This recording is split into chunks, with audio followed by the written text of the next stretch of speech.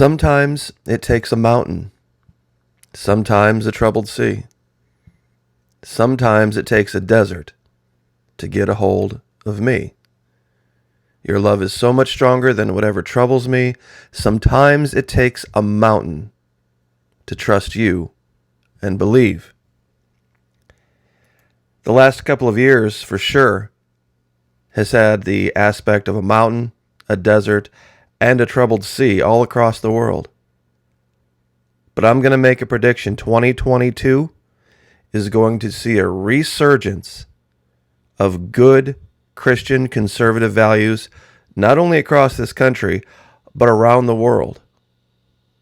It's going to outstrip even what Reagan did back in the 80s.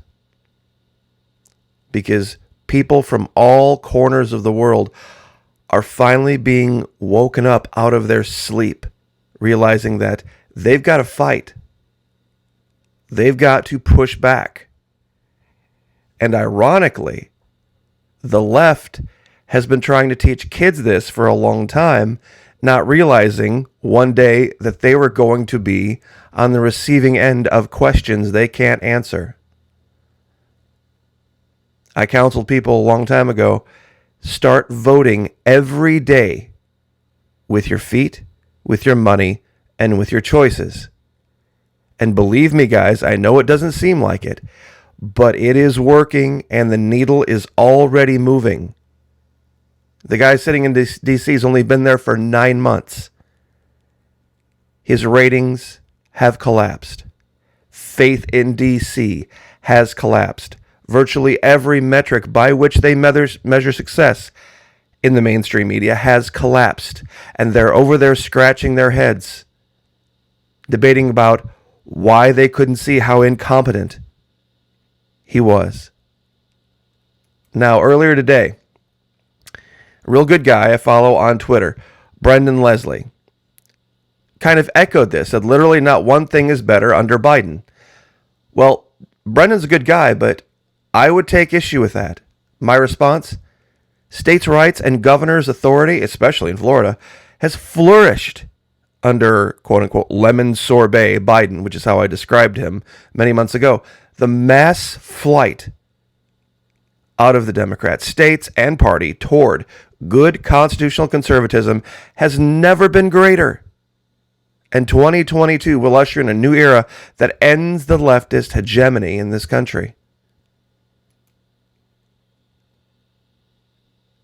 The last 4 years, the previous president, the left was running out this quote all over the place to announce that there must be no criticism of the president or that we are to stand by the president, right or wrong, is not only unpatriotic and servile, but it is morally treasonable to the American public. Theodore Roosevelt, May 17, 1918, question authority.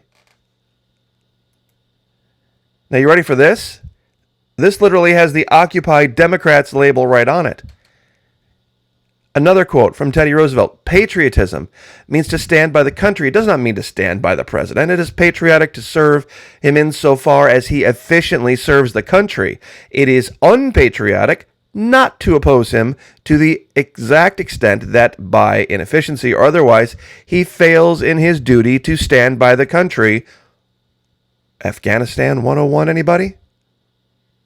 It is unpatriotic not to tell the truth about the president or anyone else. Occupy Democrats. I'm sure they're going to see this and probably start scrubbing all this stuff. And I have proof to show you that those in power on the left are finally having to admit they've got to move toward the right or they're going to lose power. First example, the governor of Michigan, Gretchen Whitmer, Biden acolyte, leftist tyrant, has had to acquiesce on their state budget and agree to no mask mandates in schools and no vaccine passports in Michigan. In Michigan. This is an unbelievable coup and an incredible defeat for the leftist tyrants. And of course, she had to come out, and this is 22 September, and make some speech about how we all have to come back together again, how we all have to be friends now. We're all one big happy family. We're all America. And I'll give you the links to these down in the first pinned comment, and you can read this. How all of a sudden she wants to be friends with everybody now. You see, but we don't forget, Miss Whitmer, about your lies. When you were telling your state, you better stay home or we're going to arrest you. You can't buy these things at Home Depot. You better keep that mask on. You were lounging and carousing down here, having used a secret $40,000 private jet to sneak to Florida and then lie about it. We remember that, Whitmer. We remember it. So do the people of Florida, people of Michigan. Your days are numbered. I was here in town the whole time, and then came back admitted she lied about it. And it wasn't just her. Her chief operating officer, Tricia Foster. At this same time, back in April, vacationing in Florida, taking pictures while telling people they better stay home in Michigan. You can't go to your lake house in Michigan, but Trish Foster, the COO of Michigan, can travel all the way to Florida. By the way, they were demonizing our state mercilessly during this time. And vacation, walk around over at Siesta Key.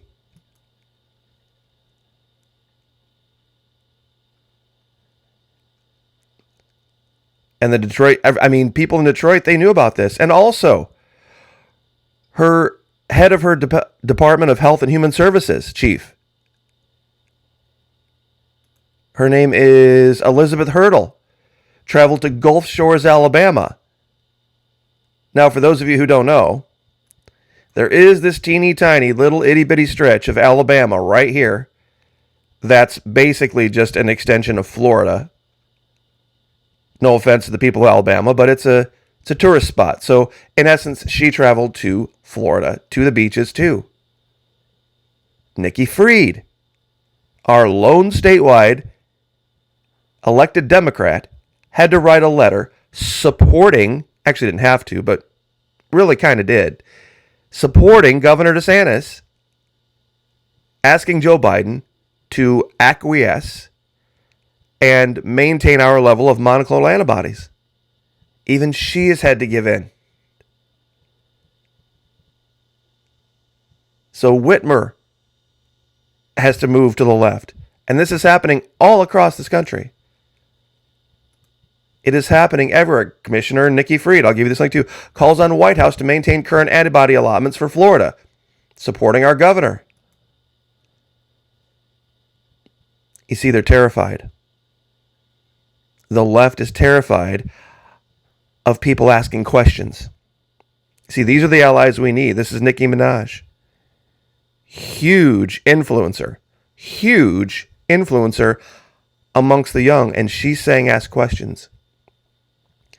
She's saying, don't let them tell you who you can and can't talk to. Talk to whoever you want to talk to. Ask questions. Stand up. The biggest win of the last 9 months is people have realized these people aren't your friends. DC is not your friends. Look to your state house. Look to your local mayor's races. Look to your school board meetings. I could probably do a video just on what's going on in school board meetings across this country. They're having to bring in massive amounts of security because people are fed up. And people are taking their government back. And I'm going to end this video with just a few quotes. And most of these people come from the left, by the way. Robert Heinlein. He was a sci-fi writer. Patriotism is not my country right or wrong. Patriotism means loving the ideals for which America stands and having the courage to speak up when these ideals are distorted for personal or political gain. The American government was instituted to be the servant of the people, not our master. And by the way, if any one of my servants ever came to me and said that they were losing patience with me, if any one of my servants ever came to me and said they were losing patience with me, that would be the end of that servant, that moment. And they would be removed. Maya Lin. My parents are both college professors, and it made me want to question authority, standards, and traditions. Malcolm X. You're not to be so blind with patriotism that you can't face reality. Wrong is wrong, no matter who does it or says it. Malcolm X. Abraham Lincoln. You cannot help the poor by destroying the rich. You cannot strengthen the weak by weakening the strong. You cannot bring about prosperity by discouraging thrift. You cannot lift the wage earner up by pulling down the wage payer. You cannot further the brotherhood of man by inciting class hatred. You cannot build character and courage by taking away man's initiative and independence. You cannot help man permanently by doing for them what they could and should have to do for themselves. Abraham Lincoln. This is the answer. DC has to go away. If we are to return this country to how it was supposed to be governed, we need to stay on the path that we're on right now, where it no longer matters who the president is. It no longer matters who the president is. The only thing that should matter is who is sitting on your school board, who your local sheriff is, your mayor, and to the maximum extent that you're worried about it, the governor. Beyond that, it's irrelevant. It is entirely irrelevant. This last 2 years, we have had mountains to climb, troubled seas to navigate, and deserts to cross. But if we stick by the Constitution, we stick by our values, and we continue on this path, I'm telling you guys, we're going to see something like we've never seen before. Don't get caught in the trap again of worrying about who the president is or is not, or who isn't, who, might sit in the West Wing. Because what do we know? What do we know? That doddering old fool? He's not changing anything other than destroying the people who put him there. And there's a certain group that never prospers. And this is just confirmation of that.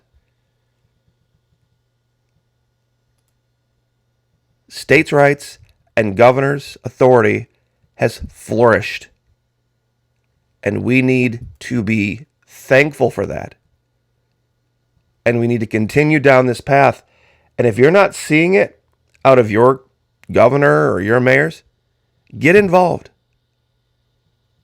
If you really want some entertainment, look at the school board meetings going on in Florida right now, from Alachua County, from Lee County, Palm Beach County, even right here in Flagler County where I'm at. They had a barn burner of one just this week where people are just saying enough. This is the answer. Washington, D.C. is not. And I will leave it there. God bless. Like, share, subscribe. And we will see you guys tonight on Twitch.